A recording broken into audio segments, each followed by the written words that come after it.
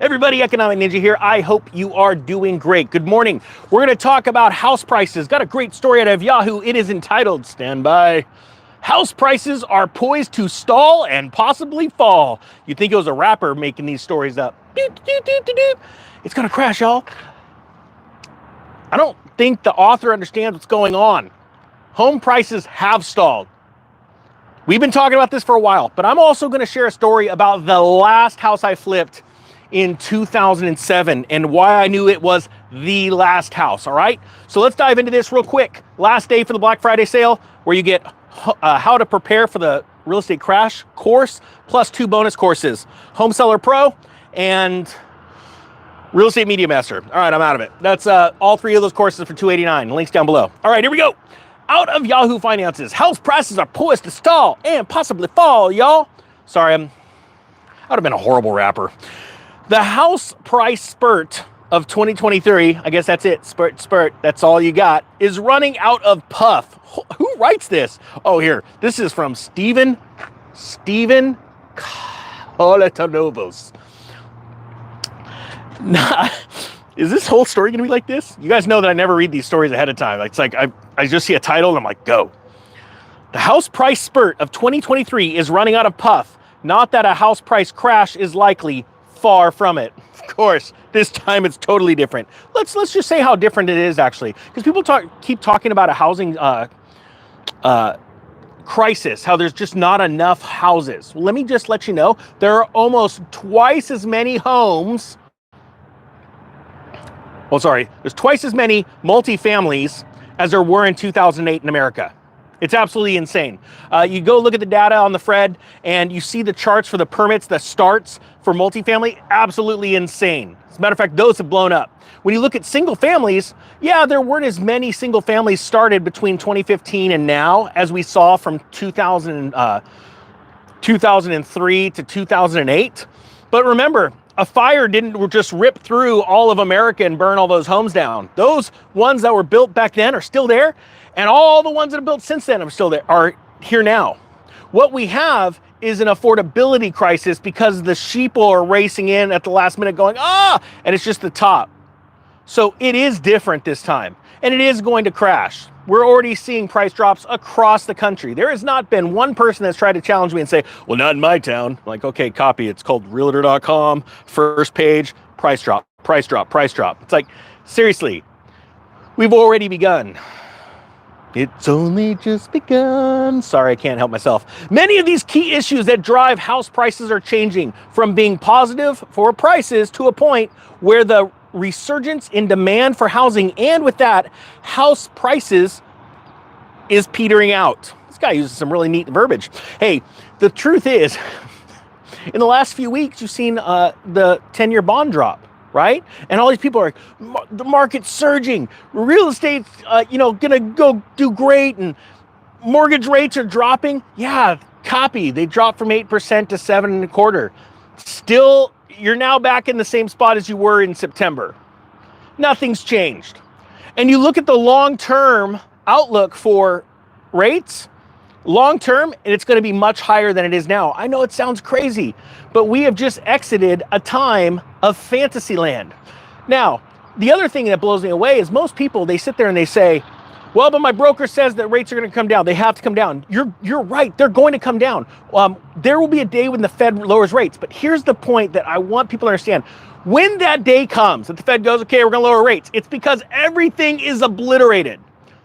Most of the credit scores of the nation are obliterated. People are so deep, so in despair, they have to lower rates. And the reason why they're lowering rates is because they're going to try and spur lending. But you don't understand, if you're not ready for that, and you're like all the rest of the people, the Fed just doesn't decide, you know what, let's make less money today. Let's drop rates. See, what they do is they do it after nobody can take advantage of those low rates, at least not for some time, while they repair their credit. So they lower rates when stocks are crashing, when real estate's crashing. That's how they've always done it. It blows me away. It's people, I swear, they have this idea like, no, just one day the Fed wakes up and goes, yeah, sick and tired of making all that rate of return. Let's lower rates. Yeah, it looks sunny outside. Let's just lower rates. It'll make everyone happy. No, they don't do it that way. All right. It says it's been clear for the past month that in big cities, the auction clearance rates are off their highs and are now sluggish. Buyers are no longer bidding extreme prices just to get into the market. The prior boost to housing demand from the reopening of the international borders in mid to late 2022 and the surge in population numbers that accompanied that has been largely satisfied. It's actually very sad right now. We are in a moment where the government is paying to house people that do not add to our GDP. You want to talk crisis? And here's the other thing. I want people to understand this. This can't go on forever. Wise people, billionaires right now are pulling back. I've talked to some of them. Just one. But my point being is that they get it. He talks to others. They're in a club. We're not in it.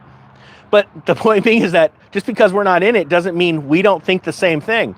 But we definitely act differently. The middle class acts a lot on emotion when it comes to investing. It's not investing, it's speculating when emotion's involved.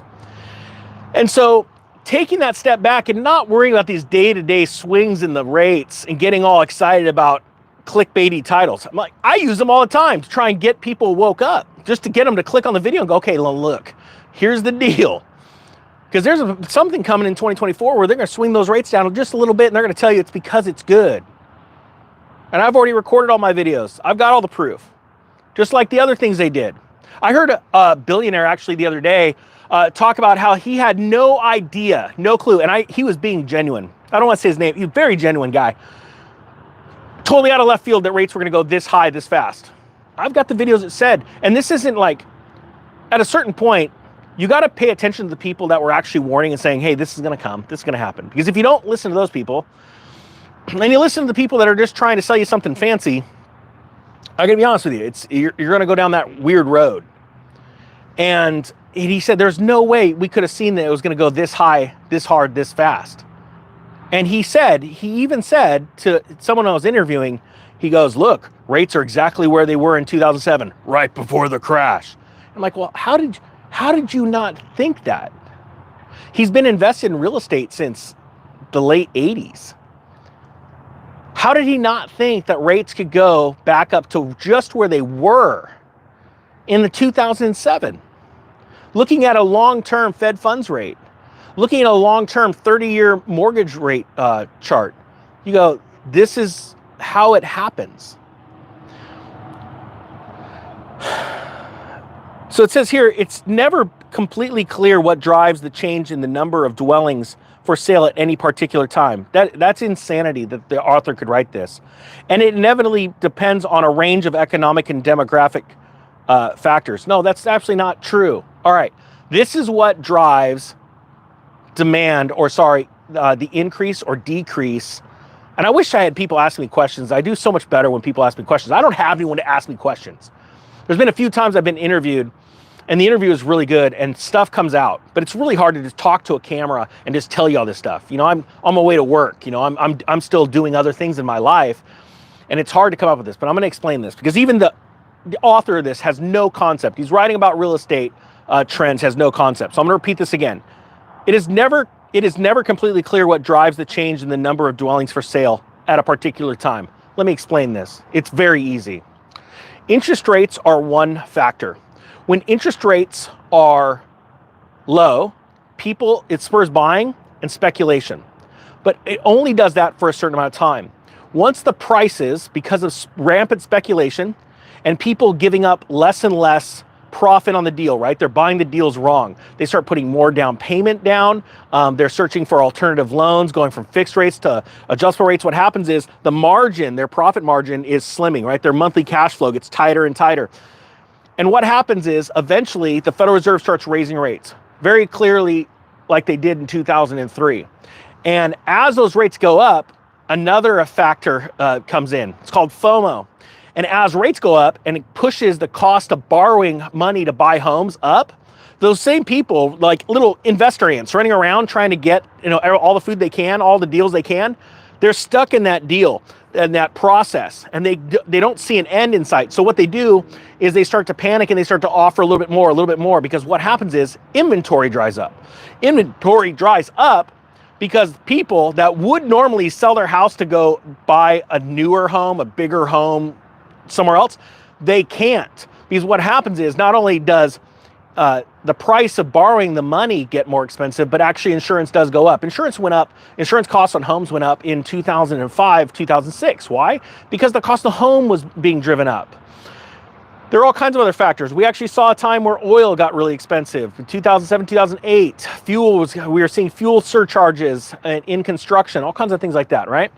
So then what happens is eventually everything comes to a grinding halt and everybody's locked in their home like little prisoners. And all you're waiting for now, because the same interest rates that drove that real estate market are driving corporate America starts laying people off. And then you see the opposite, a cascade of inventory. That cascade of inventory starts next June. And it has to do with Dodd-Frank and the length of time it takes now a bank to go and foreclose on someone. We also have other factors driving this real estate crash that weren't driving the last one, and that was speculation in the Airbnb and vacation rental markets. And now that you're seeing those becoming illegal in big cities, it's going to be only a matter of time before other Airbnb operators or vacation rental operators figure out, oh crap, I need to get out of this market. Especially as, and you're going to see this, it's already started with airfare, you're going to see hotels start diving their prices down. And no one's going to go to your Airbnb because they're like, it's a third of the cost to go to a hotel, okay? So there are these easy to identify factors. Now let me explain what happened with my house, and I gotta cut this one a little short because I'm going over to the Real Estate Ninja to do a video for an interview. Let me talk about the last house that I ever bought. It was near a lake. I was always buying the cheapest homes in the area, so I had a lot of competition, right? There's always a ton of competition for the lowest price. The only thing that dictates the sale of a house, when it all comes down to it, the brass tacks, is price. Lowest price is always going to get the most amount of attention, right? Because there's more people that can afford it. It's very simple. It's stupid simple in real estate. My point being is that I went and bought this house and I did a light fix up on it, carpet paint, just some patches on walls, things like that. Really just lipstick on the pig, right? It was a nice house, good bones, built in like 1992, I want to say. It was more modern, nice, 1,700 square foot, 3-2 ranch style house with 2-car garage.